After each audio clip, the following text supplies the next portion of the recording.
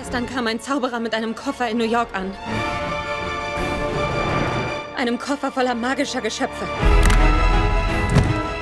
Und leider sind einige entkommen. There are so many fantastic beasts in the movie. I counted, I think, about 20. Yeah. And they're all so magical and adorable.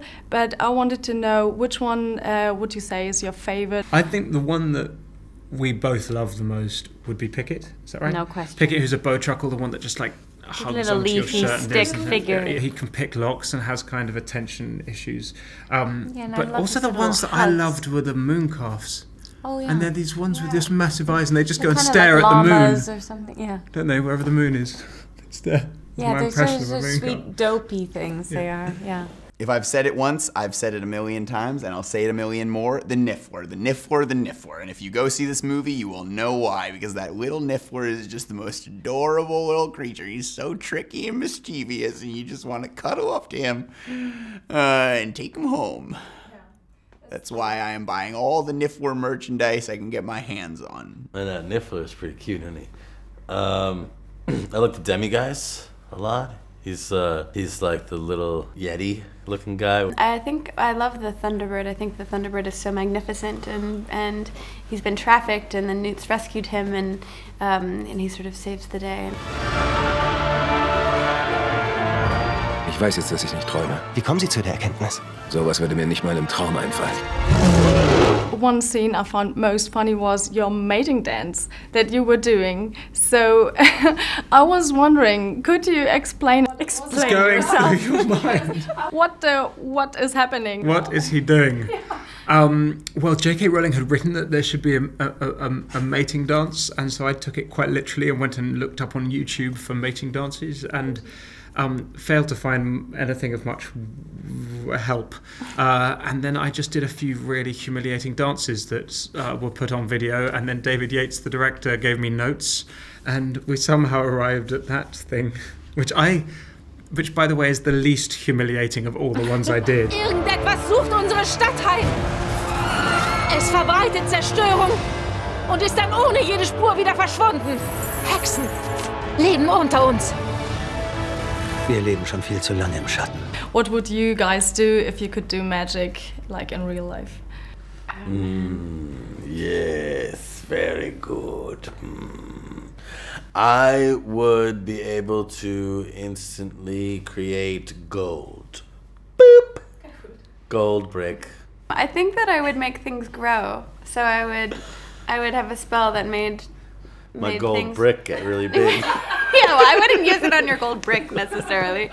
I would go to areas that have been deforested, and I would, make it grow again. I would love to be able to do like the Ingorgio and Reducto spells, just to make things different sizes. So I'd like to right now be able to make you very, very small and just sit you on the chair and continue to conduct the interview, and then I'd like to make this churro enormous. I would quite like to be invisible because I'm also really nosy. Yeah.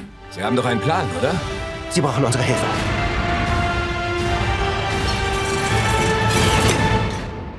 War das alles, was aus Ihrem Koffer entkommen ist? You're now part of the Harry Potter world, which is like most of the biggest movie franchises there is.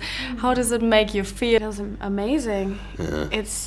It's a surreal experience, that I think we all kind of forgot somewhere along the lines, because obviously they're huge sets in the film and it's a very big production, but the way that David Yates directs, he really draws you in and makes you feel like we're just making a little film. It's just us making a little film. And so now it's starting to dawn on us, like the world is coming in, and it's amazing. It's really exciting that we're gonna get to share it with people, and it's been a long time coming. We're really excited. I would have played an inanimate object in this movie. I would have played one of Narlac's ears, and I would have just clung to Ron Perlman's head and played an ear. If that's what I had to do to be involved in Fantastic Beasts and Where to Find Them. So the fact that the character was a dream role for any actor was just a very, very luscious icing on an already very velvety cake. Teenie, du bringst Herrenbesuch mit. Das ist Mr. Scamander. Er hat etwas verloren und ich helfe ihm, es zu finden. Wir müssen meine Tierwesen wieder einfangen, bevor ihnen was zustößt. Sie sind jetzt auf unbekanntem Terrain, inmitten von Millionen der bösartigsten Kreaturen auf der Erde. Menschen.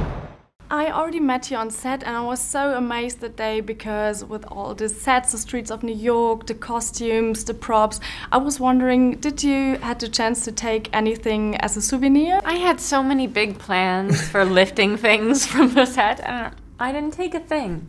I stole my wand.